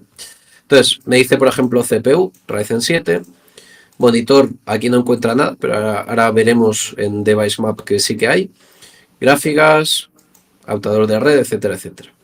Aquí es interesante Device Map, porque si abro la subpestaña de Device Map, puedo ver teclados, puedo ver ratones, monitores, ¿vale? Impresoras, información más concreta. Bien. Ahora bien, o sea, es lógico que si yo estoy en System y System guarda información del hardware y abro la pestaña hardware, es lógico que me muestre la pestaña de hardware. Ahora bien, si yo abro la pestaña servicios y drivers, en principio también me los va a mostrar. ¿Por qué? Porque los servicios del sistema y los drivers instalados también se almacenan en System. Ahora bien, si yo abro, estando en System, Startup Applications, es decir, aplicaciones de inicio, las aplicaciones que se inician automáticamente con el sistema, va a estar vacío. ¿Por qué? Porque esta información está en software, no está en System, ¿vale? ¿Qué más hay en System relevante? Configuración de red. La configuración de red también está en System. Si me voy a la pestaña TCP/IP, voy a ver los distintos adaptadores que tiene el sistema. OpenVPN, por ejemplo, un adaptador virtual de VPN, Ethernet 0, Ethernet, y voy a ver la última IP que se le asignó, ¿vale? Voy a ver el modelo del adaptador, si tenía DHCP habilitado o no, su gateway, los servidores DNS que tenía asociados, ¿vale? Por ejemplo, aquí tenía el de Google configurado, la IP que tenía aquí es la 10.10.60.100, ¿vale? Todo esto es interesante, ¿no? Por ejemplo, este adaptador lo configuré con una IP estática. ¿Cómo lo sé? Bueno, aparte de que lo sé porque lo configuré yo, porque en Enable DHCP está a 0, es decir, no tenía DHCP habilitado y, bueno, por eso, ¿vale? Básicamente, pues lo tiene deshabilitado y tiene asignado una IP. Entonces, concluimos que esta IP está asignada de forma estática. Sin embargo, aquí pasa lo contrario. Sí lo tiene habilitado y sí tenía esta IP asignada por el DHCP. Podemos ver el resto de adaptadores, Bluetooth incluso, etcétera, etcétera, ¿vale? Esto en lo relativo a System. Pero claro, como os decía, si me voy a Startup Applications, no voy a ver nada en System. Igual que si me voy a Windows Installation, los parches, los hotfixes, tampoco voy a ver nada. Para eso me voy al de software. Y en el de software, claro, si me voy al de software y me meto a hardware, no voy a tener nada. Pero si me meto a Startup Applications, sí me va a mostrar las aplicaciones de inicio, por ejemplo, que se inician automáticamente, porque precisamente esta información es la que guarda este Hive, esta clave del registro, que es la de software, ¿vale? Estas son las aplicaciones que tengo configuradas como de inicio automático. ¿Para qué serviría esto? Bueno, en el caso de malware, cuando genera persistencia, es habitual que cree una tarea de inicio, ¿vale? También puedo ver información relativa a la instalación de Windows. Esperamos un poco a que cargue. Me dice el tipo de Windows, bueno, incluso el Serial Key. A ver, no he pagado por él, entonces me da igual que lo veáis, pero bueno, aquí está. Software instalado, ¿vale? Interesante esto. Veis, por ejemplo, que tengo PuTTY instalado, OpenVPN, Notepad++, Greenshot, ¿vale? Distintas herramientas. Y su ruta de desinstalación, que también puede ser interesante. Así como también su versión, ¿vale? La tenemos por aquí. Aquí tenéis los parches del sistema, se aplica. Y, vale, hay una cosa que no os he comentado y es que en el de System también tenemos las reglas del firewall del sistema, que también son importantes, ¿vale? Se me ha olvidado mencionarlo, lo comento ahora. Ups, vale. Bien, pasamos al de Security. El de Security, como os decía, no guarda información especialmente relevante, es más bien de listas de acceso dinámicas o estáticas, tema de permisos. Bueno, esto normalmente no se suele revisar. Pero el de SAM sí que es interesante porque en la pestaña SAM ¿vale? Igual que os decía antes, si estoy mirando la clave de SAM y me meto en hardware, no voy a ver nada. O si me meto a Startup Applications, ¿vale? Cada tipo de información está en su respectiva clave. Por eso os decía más o menos, para que tengáis una idea así a grosso modo, qué tipo de información almacena cada una, que ya lo estáis viendo. System todo lo relacionado con hardware, red, software con software, ¿vale? Y SAM, como os decía, es la base de datos local de usuarios y grupos locales. Entonces, si yo abro la clave SAM y me voy a la pestaña SAM, puedo ver qué usuarios locales hay en un sistema. Vemos el mío, el de Defir. Podemos ver su último login, la última vez que se estableció su contraseña, cuando caduca, si es que caduca, como no caduca, pues te pone una fecha random de hace un siglo. Y la última vez que se metió la contraseña incorrecta, ¿vale? Vemos el usuario administrator, West, etcétera, etcétera. Y también los grupos.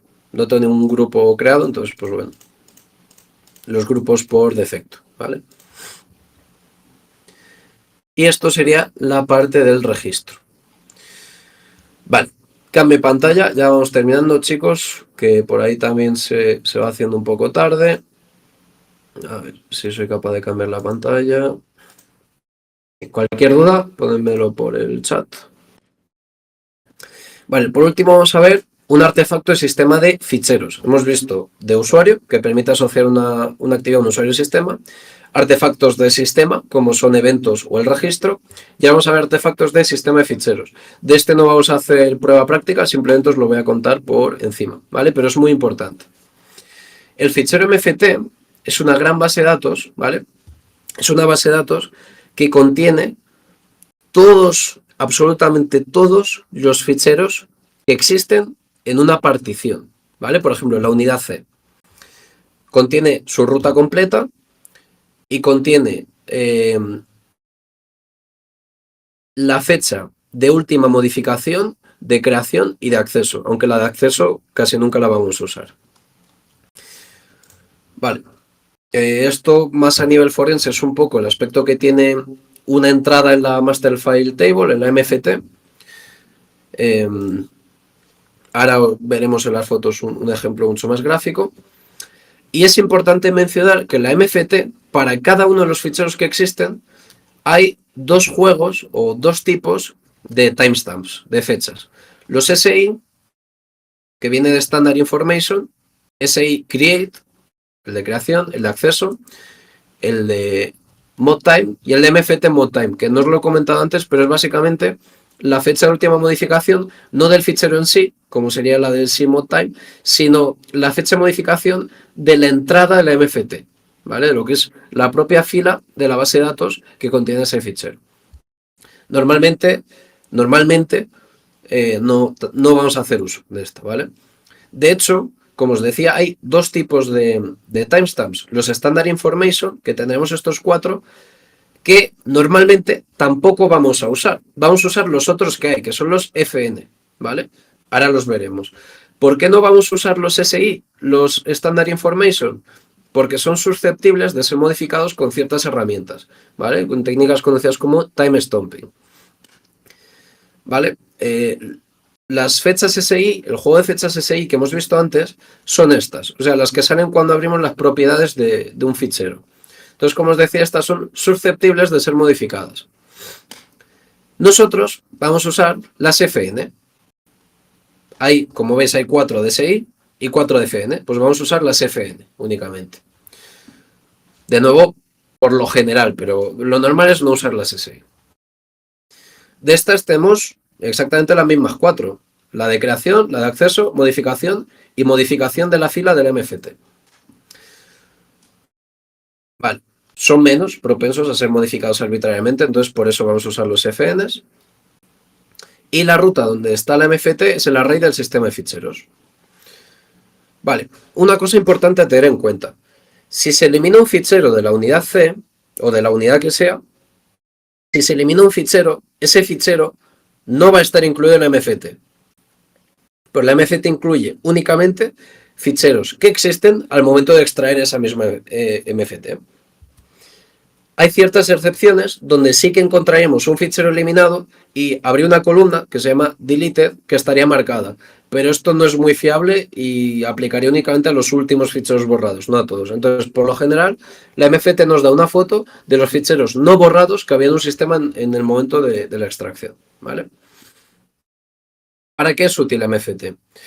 La MFT es útil en dos casos, principalmente. Uno es ver cuándo se creó o se modificó por última vez un fichero, es la fuente más fiable que hay para sacar esto. Y además, como os decía, contiene todos los ficheros de una unidad lógica, por tanto, pues, es la fuente perfecta. Y luego, por otro lado, si sacamos la MFT y ordenamos por fecha de última modificación, analizando toda la traza completa, a ver, es una base de datos con cientos de miles de entradas, entonces no podemos mirar absolutamente todo, pero aplicando ciertos filtros o acotándonos a ciertas fechas, podemos ver actividad de un usuario. Podemos ver ficheros temporales de Chrome, lo que indica que se está usando Chrome. Podemos ver que justo después de los ficheros temporales de Chrome se crea un fichero en la carpeta Downloads, eso significa que se descargó un fichero, usando Chrome probablemente. Luego eso lo correlaríamos sacando el historial de Chrome, ¿vale? Correlaríamos ambas fuentes.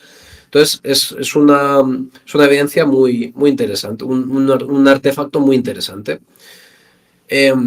También podríamos ver ficheros temporales que se crean cuando se aplican GPOs o cuando se ejecuta un .exe, o podríamos ver tras ejecutarse un .exe cómo crea un fichero en la carpeta temp, si ese fichero no se ha borrado todavía. Es decir, veríamos un rastro a nivel del sistema de ficheros de todas las modificaciones que se hicieron sobre ficheros del sistema. Como os decía antes, ficheros que no hayan sido borrados, ¿vale? Para extraer la MFT usaríamos la herramienta MFT-dump. Primero extraeríamos el fichero MFT con FTK, como hemos ido haciendo a lo largo de la sesión. Le pasaríamos ese fichero a la herramienta MFT-dump, que es de línea de comandos, y nos generaría un fichero TSV, ¿vale? Un fichero TSV es como un fichero CSV, pero separado por tabuladores.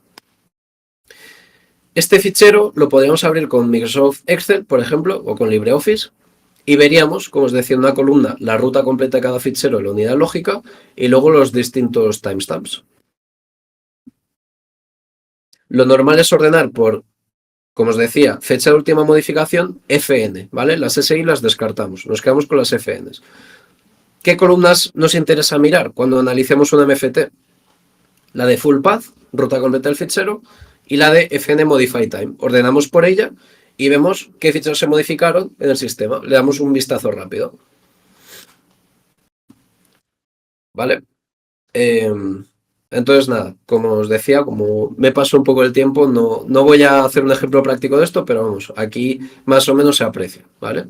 Esto es, os podría decir que junto con el historial de navegación, las Cellbags y las Jump List, probablemente sea de los artefactos más importantes que hay.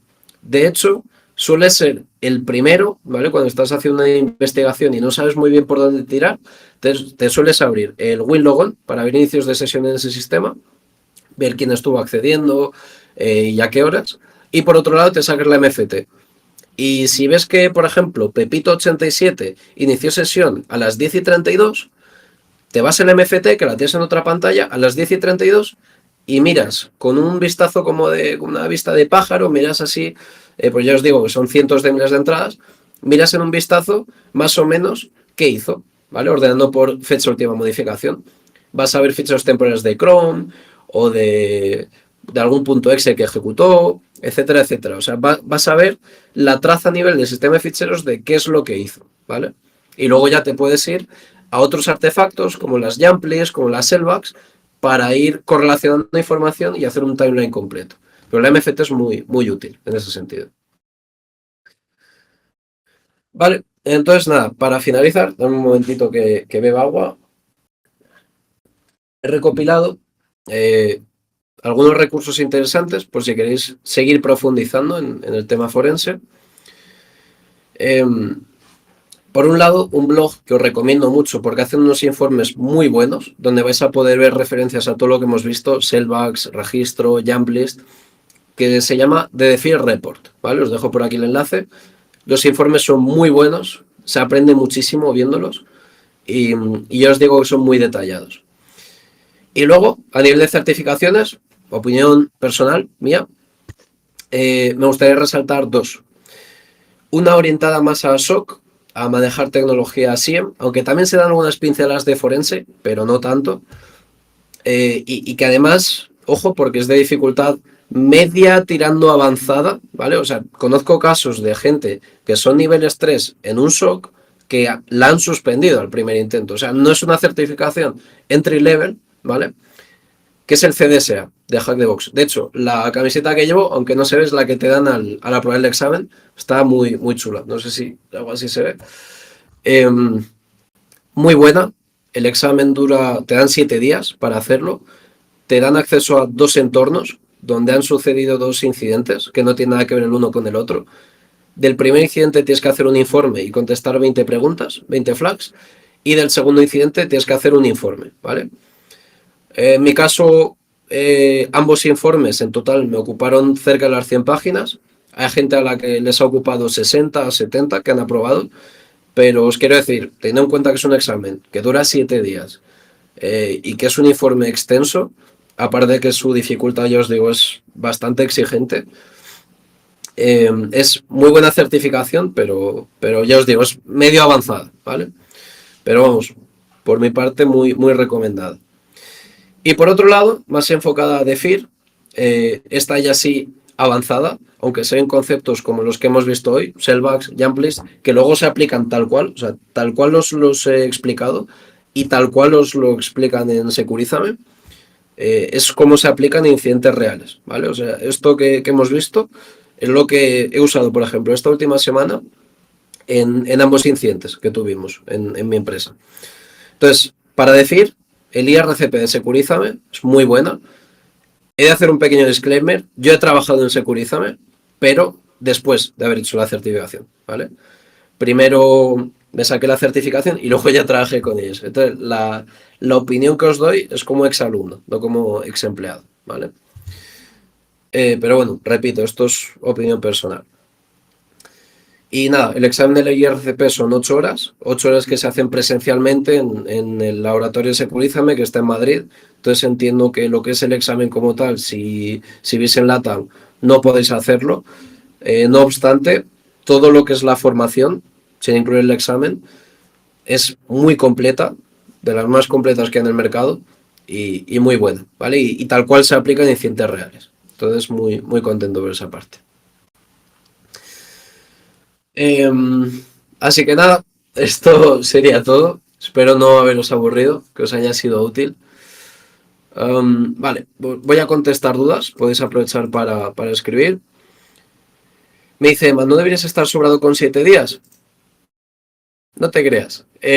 Yo pillé justo un puente. Bueno, no sé si allá se usa esta misma expresión, pero un puente de España es como cuando el viernes es festivo, entonces enlazas el viernes con el fin de semana. Bueno, total. Pillé un festivo y lo hice de... ¿Cómo lo hice? De sábado a sábado, creo. Pillando el viernes como festivo. Eh, entonces, nada. eh, a pesar de haber tenido esos días completos y de haber dedicado las tardes que trabajaba, he de decir que fui bastante justo y aprobé a la primera. Pero hay gente que no ha aprobado a la primera y que hasta el último momento no lo tuvo. O sea, es muy... A ver, depende también del ritmo al que saquen las cosas, pero es muy exigente, ¿vale? Entonces el tiempo no sobra, el tiempo no sobra. Bueno, depende, o sea, si eres un crack, a lo mejor te sobra. Te puede sobrar incluso un día, pero sí, piensa también que luego hacer el informe, si no lo vas haciendo a la par, también se te come ahí bastantes horas. Vale, esta clase queda grabada, según tengo constancia, sí. Me dice, muy buena clase, estaría genial volver a pegar una repasada. Eh, Desde luego. Es una clase muy, muy densa a nivel teórico y práctico, entonces si os ha interesado y le queréis pagar una repasada, por favor hacerlo y ir practicando en paralelo si queréis, que viene muy bien. Vale, dice, muy buena info y muy completo, muchas gracias. Si en Argentina se usa la misma expresión de puente. Vale, no lo sabía, perfecto. Sí, el CDSA tiene muy buena dificultad, pero un disclaimer también, si me permitís. lo que es el contenido de Hack the Box, y ya no solo del CDSA, del CPTS, que es de hacking, de los que tiene de hacking web, aunque solo, o sea, lo que es el curso solo me lo he hecho el CDSA y el CPTS. Pero el contenido es increíble, o sea, es muy denso, pero a la vez muy bien redactado y muy práctico, muy práctico. O sea, aunque no os acabéis presentando el examen del CDSA, si os hacéis el curso, vamos, muy bueno, de verdad. Muy contento con Hack the Box. Y no me pagan, he de decirlo. Dice Verónica, excelente charla, muchas gracias Verónica. ¿Podrás compartirnos en algún PDF el detalle que fuiste mostrando? Pues si me permiten podría compartir lo que es la presentación, no me importaría. Y mientras tanto os comparto esto por chat, que es una pequeña chuletilla de rutas, ¿vale? Pero sí, no tendría problema con compartiros la PPT, ¿vale? Muchas gracias, Paxcoy. Bueno, los que os vayáis yendo, muchas gracias por verlo y buenas noches. Dice Naivaf, compartí tus redes. Mira, mis redes las compartí justo al principio, pero voy a dejar esto por aquí puesto. Me olvida siempre. Vale, creo que ya veis la diapositiva. Ese es mi LinkedIn, por si me queréis seguir. Aprovecho y vuelvo a dar las gracias al equipo de Bilsec, Manuel, Sofía y todos por darme esta oportunidad. Y muchas gracias, Flor. Pues nada, voy cerrando la transmisión.